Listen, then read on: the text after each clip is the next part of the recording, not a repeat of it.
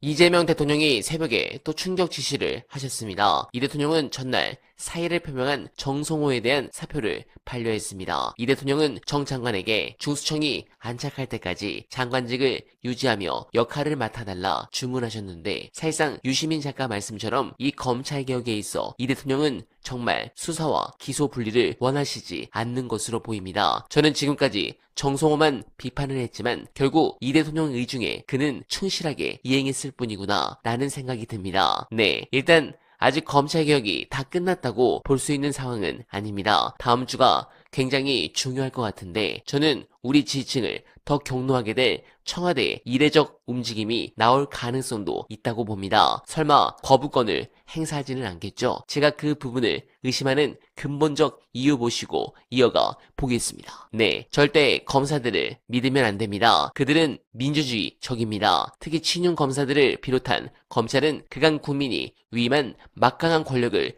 자신들의 권한 강화에 썼습니다. 정치권 등에선 지난 여러 사태를 계기로 검찰개혁의 당위성이 더욱 커졌다는 반응이 나옵니다. 검찰청 폐지에 이어 검찰이 주장하는 보안 수사권을 엄격하게 제한하는 등 후속 조치에 고삐를 죄야 한다는 주장입니다. 국민은 안중에도 없는 검찰에겐 그에 맞는 대가를 치르게 해야 한다는 게 대다수 국민의 뜻입니다. 여러분들은 어떻게 생각하십니까? 소중한 의견 댓글로 많이 부탁드리며, 어날바는 오늘도 최선을 다하겠습니다. 여러분 고맙습니다. 이 모든 것들이 다 대통령이 수사기소의 완전한 분리에 반대하기 때문에 생긴 일이라고 저는 판단할 수밖에 없었어요. 그 판단은 지금도 저는 맞다고 생각하고요. 대통령은 아직도 포기하지 않았다고 저는 생각을 해요. 작년 9월 이후에 지금까지 검찰개혁과 관련해서 벌어진 정부의 모든 행위를 일관되게 설명할 수 있는 어떤 가설이 있을 수 있냐고요. 저는 못 봤거든요. 일부 비평가들 중에는 청와대 강유정 대변인이 수사기소 분리에 대한 청와대의 입장은 한 번도 흔들린 적이 없다 이렇게 얘기를 했는데, 대통령이 그런 얘기를 또 여러 번 했습니다. 그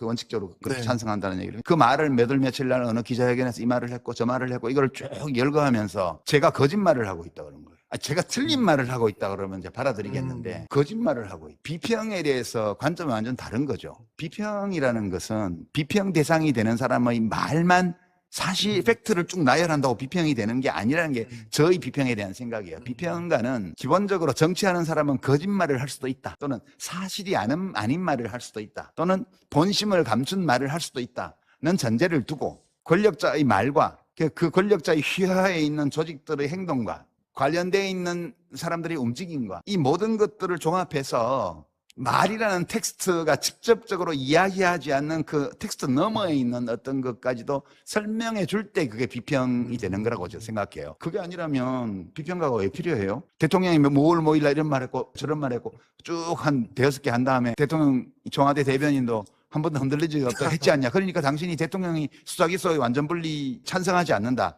검찰의 수사권을 남겨주고 싶어 한다는 이 주장이 거짓말이라는 거예요. 저는 제가 대통령의 말과 정부의 관련된 모든 주체들의 행동을 분석해 본 결과 그 모든 것들을 일관성 있게 설명할 수 있는 하나의 가설로서 추정하는 거죠. 가설이지만 강력한 근거를 갖고 있어요. 그래서 제가 나는 이렇게 판단한다라고 말을 한 거예요. 근데 그걸 거짓말이라고 그러면 누가 비평을 할 수 있으며 비평이 무슨 의미가 있어요, 이 세상에서?